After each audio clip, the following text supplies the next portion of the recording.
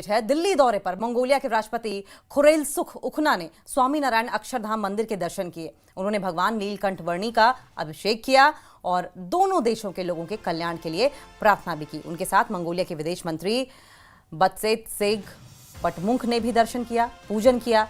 धर्मवत्सल दास स्वामी ने पारंपरिक तरीके से दोनों का स्वागत किया।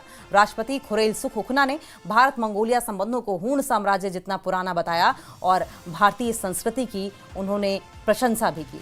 भारत मंगोलिया संबंधों को लेकर राष्ट्रपति खुरेलसुख ने कहा कि भारत के लोगों का स्नेह गंगा नदी की शांति और प्रवाह जितना निर्मल और पवित्र है और मंगोलिया के लोगों का हृदय मंगोलियाई वैदानों जितने असीम है और इन दोनों के बीच का संबंध हूण साम्राज्य जितना पुराना है। और इस अद्भुत मंदिर के दर्शन करके मैं अपार हर्ष का अनुभव कर रहा हूं।